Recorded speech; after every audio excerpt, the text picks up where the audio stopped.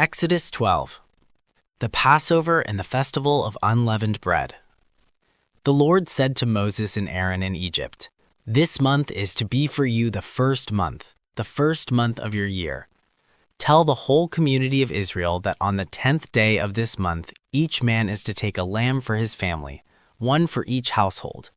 If any household is too small for a whole lamb, they must share one with their nearest neighbor, having taken into account the number of people there are.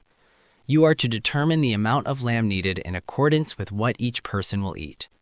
The animals you choose must be year-old males without defect, and you may take them from the sheep or the goats. Take care of them until the 14th day of the month, when all the members of the community of Israel must slaughter them at twilight. Then they are to take some of the blood and put it on the sides and tops of the doorframes of the houses where they eat the lambs. That same night they are to eat the meat roasted over the fire, along with bitter herbs and bread made without yeast. Do not eat the meat raw or boiled in water, but roast it over a fire, with the head, legs, and internal organs. Do not leave any of it till morning. If some is left till morning, you must burn it. This is how you are to eat it, with your cloak tucked into your belt, your sandals on your feet, and your staff in your hand. Eat it in haste. It is the Lord's Passover. On that same night I will pass through Egypt and strike down every firstborn of both people and animals, and I will bring judgment on all the gods of Egypt. I am the Lord. The blood will be a sign for you on the houses where you are, and when I see the blood, I will pass over you. No destructive plague will touch you when I strike Egypt. This is a day you are to commemorate. For the generations to come you shall celebrate it as a festival to the Lord, a lasting ordinance. For 7 days you are to eat bread made without yeast. On the first day remove the yeast from your houses, for whoever eats anything with yeast from the first day through the 7th must be cut off from Israel. On the first day hold a sacred assembly, and another one on the 7th day. Do no work at all on these days, except to prepare food for everyone to eat. That is all you may do. Celebrate the festival of unleavened bread, because it was on this very day that I brought your divisions out of Egypt. Celebrate this day as a lasting ordinance for the generations to come. In the first month you are to eat bread made without yeast from the evening of the 14th day until the evening of the 21st day. For 7 days no yeast is to be found in your houses, and anyone, whether foreigner or native-born, who eats anything with yeast in it must be cut off from the community of Israel. Eat nothing made with yeast. Wherever you live, you must eat unleavened bread." Then Moses summoned all the elders of Israel and said to them, "Go at once and select the animals for your families, and slaughter the Passover lamb. Take a bunch of hyssop, dip it into the blood in the basin, and put some of the blood on the top and on both sides of the doorframe. None of you shall go out of the door of your house until morning.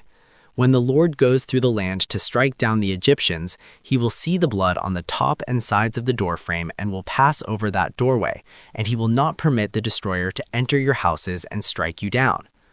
Obey these instructions as a lasting ordinance for you and your descendants. When you enter the land that the Lord will give you as he promised, observe this ceremony. And when your children ask you, 'What does this ceremony mean to you?' then tell them, 'It is the Passover sacrifice to the Lord, who passed over the houses of the Israelites in Egypt and spared our homes when he struck down the Egyptians.'" Then the people bowed down and worshipped. The Israelites did just what the Lord commanded Moses and Aaron. At midnight the Lord struck down all the firstborn in Egypt, from the firstborn of Pharaoh who sat on the throne to the firstborn of the prisoner who was in the dungeon, and the firstborn of all the livestock as well. Pharaoh and all his officials and all the Egyptians got up during the night, and there was a loud wailing in Egypt, for there was not a house without someone dead. The Exodus.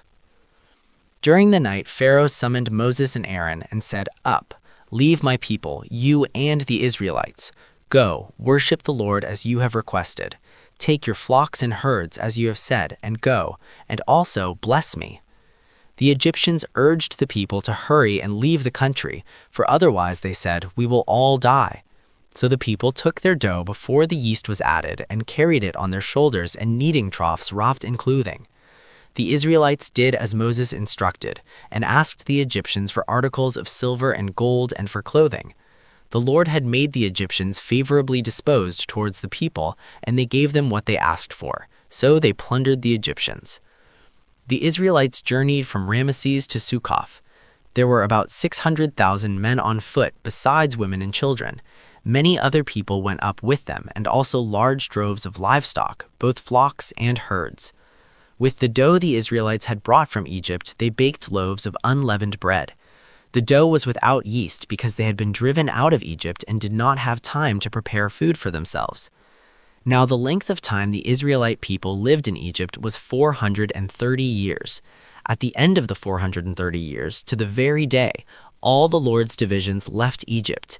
Because the Lord kept vigil that night to bring them out of Egypt, on this night all the Israelites are to keep vigil to honor the Lord for the generations to come. Passover restrictions. The Lord said to Moses and Aaron, "These are the regulations for the Passover meal. No foreigner may eat it. Any slave you have bought may eat it after you have circumcised him, but a temporary resident or hired worker may not eat it. It must be eaten inside the house. Take none of the meat outside the house. Do not break any of the bones. The whole community of Israel must celebrate it. A foreigner residing among you who wants to celebrate the Lord's Passover must have all the males in his household circumcised. Then he may take part like one born in the land. No uncircumcised male may eat it. The same law applies both to the native-born and to the foreigner residing among you. Eat nothing made with yeast. Wherever you live, you must eat unleavened bread."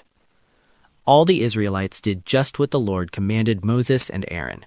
And on that very day, the Lord brought the Israelites out of Egypt by their divisions.